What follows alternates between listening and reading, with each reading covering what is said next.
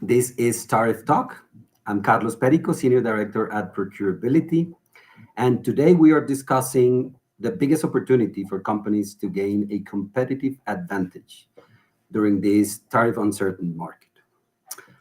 We asked you on LinkedIn what you thought the biggest opportunity could be. Let's take a look at the poll results. So the poll is telling us that the biggest one here is diversify supply chains. And I don't think that's anything surprising for some of us, but it's interesting to see that everyone is paying attention to that. I like build strong relationships. I think that's going to be a key tool for everyone in helping navigating this tariff uncertainty for now. Digital transformation and very little on innovation. Interesting. Very good. Okay.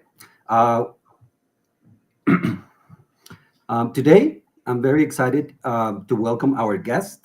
Our guest is Sarah Barnes-Humphrey. Sarah, welcome. Hi, Sarah is thanks the for having host. me. You are the host of an amazing podcast. Let's talk about supply chain. Tell us a little bit about yourself.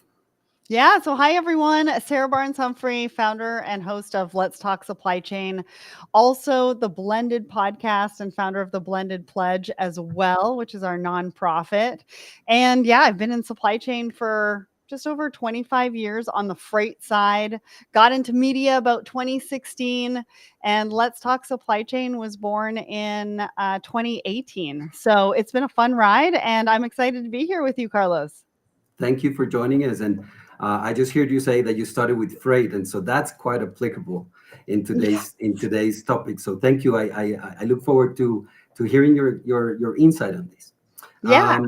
I want to remind everyone who is on the audience that we are live. Therefore, you can use the chat, you can comment, you could post some questions if you want, and we'll try to answer them live. Let's get into it, Sarah. What do you think?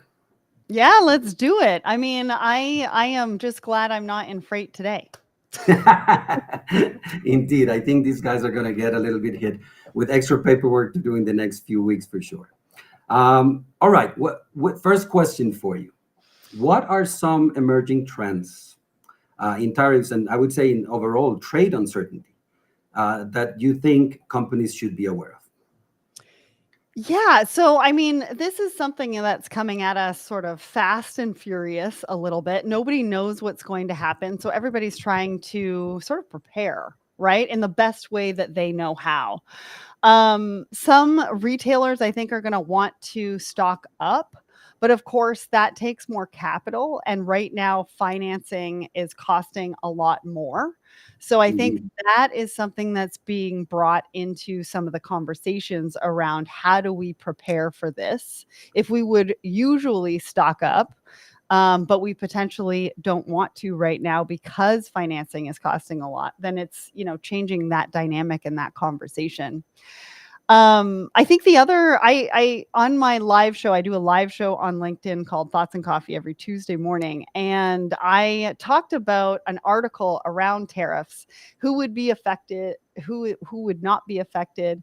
And one of the things that I thought was interesting was that off-price retailers aren't too worried about tariffs because they actually buy the overstock and they sell it at reduced prices, and it won't affect them as much. So like a TJX, a Marshalls, a Mhm. Ross, those kinds of retailers aren't necessarily going to be, or they're not as worried as retailers are.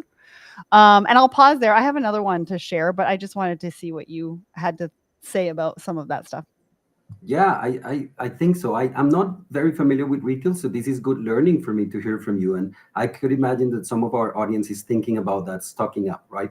I better get my inventory in check, but then financing is not at the lowest rates at this point, and we saw that the rates are staying flat now after the news yesterday. So interesting points. I think that's also a little bit of a mitigation for short term, and I agree with it, right? We need to stock up for inventories, try to make the best advantage of that. Mhm. We need to start looking as well as you cannot just overbuy, and what are you going to do in the long term as well, right? So looking Mhm. forward to checking that on that. Yeah, I think the other thing that we need to consider is also how much pressure these tariffs are going to put on our friends that handle the customs clearances, right? Either in Canada, the US, in Mexico.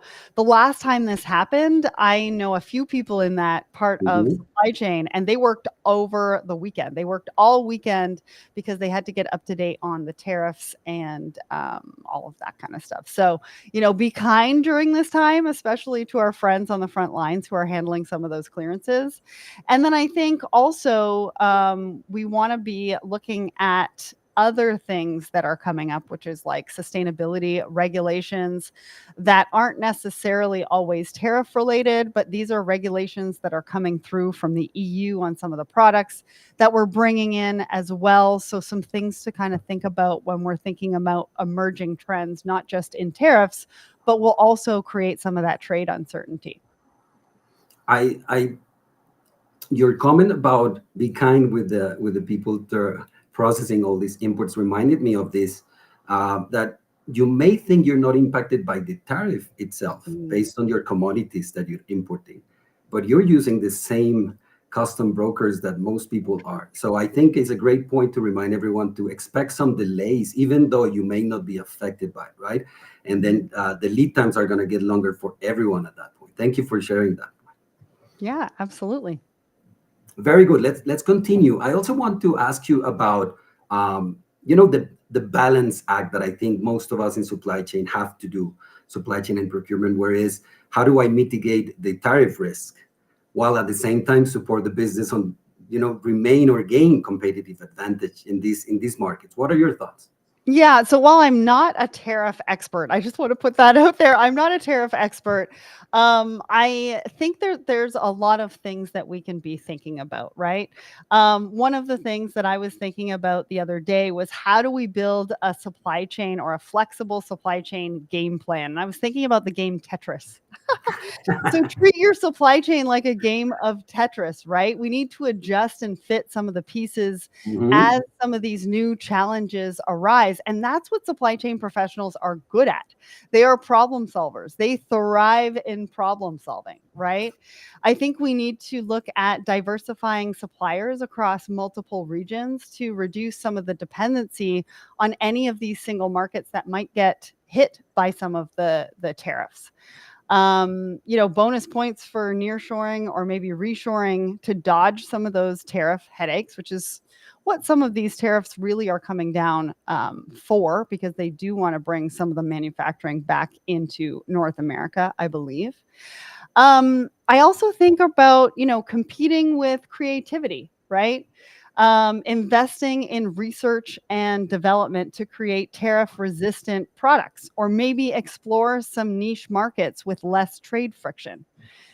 Think of it around, innovating through better materials or Hmm. rethinking some of your product designs. I know that that's a heavy ask, right? Because it's time consuming, it takes some investment, but that also is something that you can think about when you're trying to maintain competitiveness, and also deal with the tariff risks at the same time. I like your points specifically to that. What I was saying earlier is a short term and a long term game at the same time, right? You need to be paying attention to what you're going to do right now for your orders. Some clients of ours have orders on the boat coming in, and what are we going to do about it? But then what am I going to do in the long term, right? We need to stay ahead. And your comment about reshoring and nearshoring reminded me of clients that I have worked in the past where heavy imports from Asia, and we run a whole project to identify a better location for them, and it transformed it from just importing to becoming a actual manufacturing site. So it changed their business model, but it benefited financially quite a bit. But it's a heavily capital investment. It takes time, but looking ahead, I think, is quite important. So right on point. And your comment about diversifying earlier is right where our poll was suggesting, right? So Yeah. so we're very aligned with the audience today. That's great. Yeah, I What will say about your poll though, I was surprised that there was nobody that said focus on innovation. No innovation.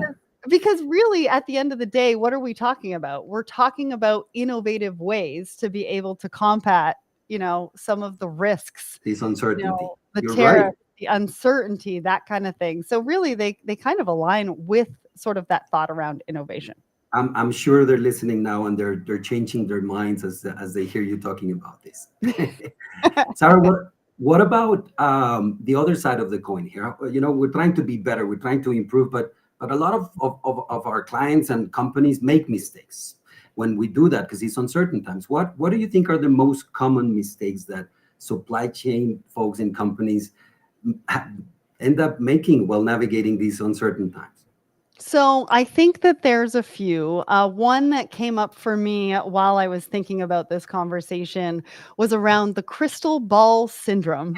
I think sometimes companies act like they have a crystal ball, and I'm guilty of this because when I have guests come on my show, I ask them, get out your crystal ball and tell us what the next year is going to look like.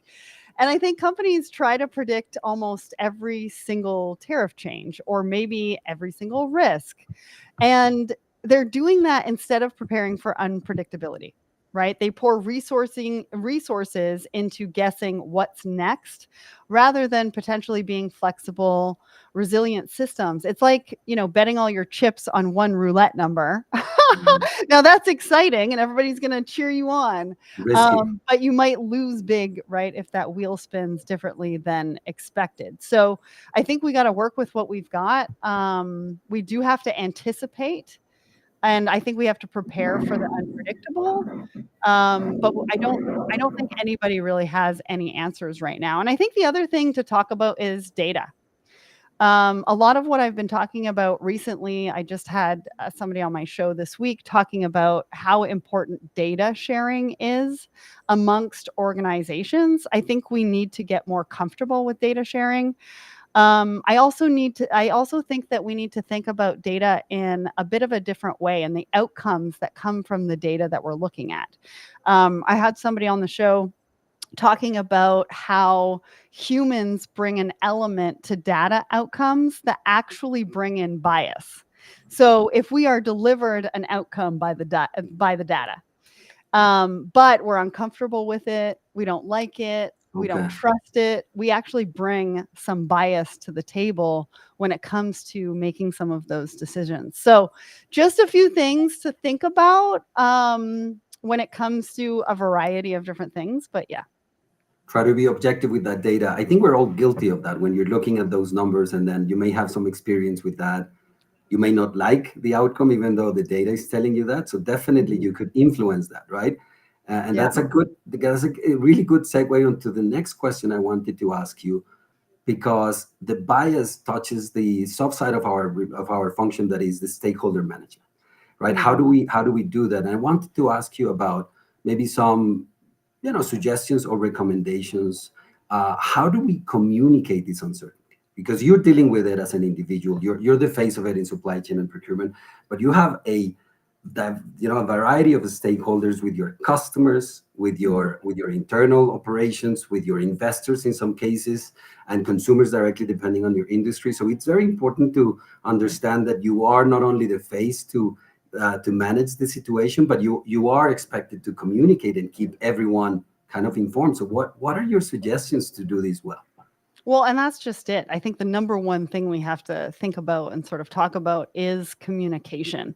I came up with this term called the trade tea party. So treat communication like you're hosting a tea party, and maybe you do it. Maybe maybe you get everybody together and you're like, we're I gonna have a want to tea be party invited to today. that. And it brings some of the tension down so that everybody can get comfortable and everybody gets a seat at the table, right? No one leaves sort of wondering what's happening. So you want to share clear, transparent updates with the stakeholders in a way that's easy to digest, right? You want to use newsletters, quick video updates. You can use fun visuals. Maybe call them tariff trackers to explain the impact and the action plan and how you're going to pivot if it goes one way or the other, so that everybody knows sort of what your plan of action is, what their role is, and what their expectation of you is as well. And that should cover customers, suppliers, investors, all of the stakeholders. When it comes to suppliers, that's a little bit different. That's a little bit harder too, right? Because you don't just want to go to tier one, tier two, you want to go all the way down the line. And in some cases, somebody said the other day, somebody has like tens of thousands of suppliers in their database. And so how do you do that? How do you come up with an action plan for everybody? I mean, you got to figure out the priorities and who's going to be affected by the tariff uncertainty. And then going back to what I was saying before, around the data sharing, I always say collaboration is the future of business. And I think it's so true, right? You have to not only collaborate and communicate internally, you need to do it externally. You need to share data. You need to share what's happening. You need to share how you're thinking about it, what your expectation is of that supplier, of that customer when it does happen, no matter what that looks like. Mhm. Um, and I think you really just want to communicate that you're working to minimize cost impacts, right? Maintain that quality that everybody's looking at. You're looking at ways to find new supply chain opportunities, right? So keep that vibe collaborative, keep it upbeat, keep it positive, because that's what's going to help you build trust and sort of keep everybody on the same page. Yeah, I agree with you completely in communication. A mentor of mine many years ago shared a phrase that is stick in my head, that he used to say, silence is the devil. Mhm. And when it comes to situations like this, because many companies will be affected, they try to stay, you start denial, you start staying away, and we need to fight that, right? Even if it's bad news, the best way to do it would be to manage it on communicating it. Mhm. And it's factual. And to your point, the data and what is the impact, if there is any, and the plan of action, right? But staying ahead, at least on approaching it and communicating, I think that would back to both the bold answer and your question and your comments earlier on the strong relationships with your internal team as well, right? And then managing up on how are we going to go through this uncertainty with their support. Yeah, and I think we need to be realistic as well, right? I don't know is a viable answer as long as it comes with, but I'll get back to you But I'm because I'm going to checking. go look into I'm it and learning I'm going to about it. talk I'm to some people researching. and I'm going to do some research, right? I think we have to be prepared for some people to say, I don't know what's going to happen today, but I'll have a plan of action for you tomorrow. Yeah, and as you said, it is uncertainty, and it's not fair to expect that everyone knows the answers for everything. But we should be putting the energy on learning about it, right? How are you going to work with that balance of mitigating the risk while supporting the business? Because you cannot just become non-profitable overnight. That's not going to help Mhm. anyone, right? Great insight, Sarah. Thank And you so you much. don't want to Mhm. make the wrong decision, right? I was hosting a webinar yesterday and they said that they were implementing some technology and they were in a hurry because they needed to get it done within a certain period of time and they missed asking certain questions. And it actually ended up in disaster. So again, you need to give grace and give your leadership team, your team time to be able to assess and come up with a viable plan of action and not just ask them to get it done tomorrow Mhm. because you don't want a disaster on your hands and you You don't want may to have make to the start at problem ground worse. zero. Yeah, you may end up making the hole a little bigger just Yeah. by running into action without planning, right? Yeah, for Mhm. sure. Great point. Thank you for this insight, Sarah. It's very valuable to get your input into this. I think it's time for us to get a little bit of the questions from the audience and see how we can approach this. So we have a questions from Luke on AI. So with AI being so noticeable in the news, what are your thoughts on the specific areas of the global supply chain we can expect to be disrupted in the near term? What are your Well, thoughts? yeah, I'm not an AI expert, although I do talk about AI with my guests a lot because as you can imagine, AI comes up, I think, across everything.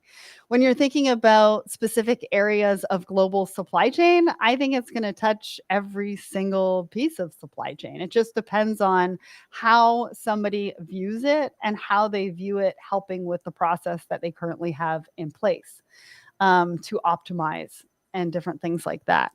I think in my world, when it comes to media and content, we're going to be using AI a lot to be able to help, digest news and different things like that. So I think, it's here to stay. It's For not sure. necessarily a buzzword because everybody's sort of figuring out how it's going to fit into their lives and into their supply chains. A lot of people are using it for a variety of different things. So I think there's a lot of questions still to answer. I think there's still a lot of discussions to have. Yeah, I think on my side, my answer to Luke would be I can identify quickly two areas. Let me start with what we were talking about earlier on the customs brokerage that are going to be affected. That layer of the supply chain, specifically on imports, is heavy documentation. I used to do that Mm, yeah. many years ago, and I just remember my desk being like folders and Me folders, right, and too. BLs and You invoices, too? and Oh, yeah.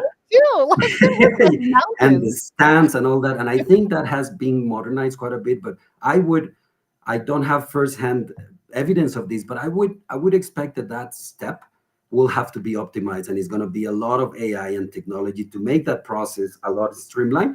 And hopefully that happens soon, because that, to be honest, that was always a pain, right? And you're waiting for the port to free your container, and what's going on, and where are the documentations. I would expect some improvements on that. Coming to us on procurability, we advise, and we do a lot of work for our clients on sourcing specifically, and we're seeing how the sourcing and the RFP or the RFX space on technology continues to evolve, right? And how we gather the data, and so I would expect more disruption, and as always, I think. When you see in any type of disruptions, it happens and then it starts consolidating. So I would expect the next 2 or 3 years more and more disruption, but some companies are going to fail. Some great ideas are not going to make it. And I would say then the consolidation will happen, and then we should see better technology in the RFX space, but with maybe better names, new names, right? In a consolidated basis. All right, very good. Thank you for that question, Luke. Well, I believe we're reaching the end of our Well, of Scott, our I today. see Scott has a question. Are we going to Oh, ask do that we? question before we go? Oh, here So it he's is. Sorry, got I two didn't see that one questions. coming. Any thoughts on how to negotiate with AI vendors with the goal of maximizing value and driving cost out? Um, if I can take a stab at that, a lot of the Please. conversations that I've been having recently is really about your blueprint. Like you got to you really have to understand your process and what everybody is doing currently, for you to be able to ask the right questions to the vendors, to be able to negotiate and talk about driving cost and maximizing value. That's just something that came up for me yesterday in a webinar that I was hosting. That I'll take I'm not an AX expert at all, and I haven't done any of those negotiations yet. However, I think as any new product or any new service, right? To your point, I would emphasize as a sourcing professional, understand what you're buying. And Mm, these being such a new technology, the risk of the shiny objects and the loudest whistles is always there, right? I want to have the best, and I trust maybe you're already married with a Microsoft suite, or you're big on Oracle, or any of the big guys that your company is used to. You may be tempted to just buy the product because that's all you have. So I would recommend going and doing the research. To your point, what is it that I am buying? Why do I need this? What is the purpose of it, right? The need, the fit for need, rather than, oh, this is just great and it's the buzzword and let's buy that one, right? And then understand that, because it does have impact. If you guys have been watching the news on the market fluctuation this week because of new technology, just overnight someone creates better technology and then affects the optimization and the valuation of companies in the world. So it's just so fast moving that I think it's very important to take a step back, Scott, understand what you're buying. It's very new. It has a lot of applications, and that may not be applicable to you. And why mm, would you be buying that? Same as you used to buy any software, right? yeah, and references. And Always references. take time to go and speak to the references on what their experience has been.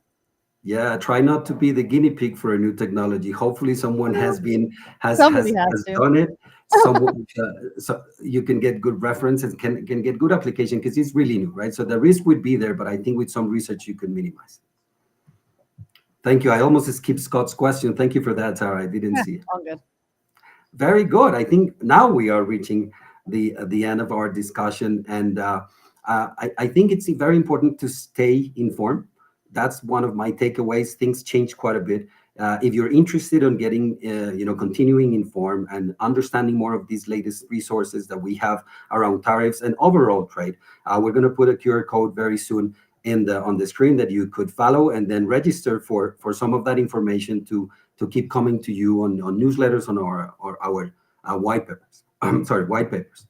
Thank you everyone for joining us today. Sarah, a pleasure to spend some time with you. Thank you for your insights. I wanted to ask you one last thing. No. Uh, if you have one takeaway from today to leave our audience with before we depart, what would that be? I this is gonna sound so corny, but I guess embrace uncertainty. It's not going away. There's gonna be a lot of shakeups this year, and I think we just gotta try to roll with it.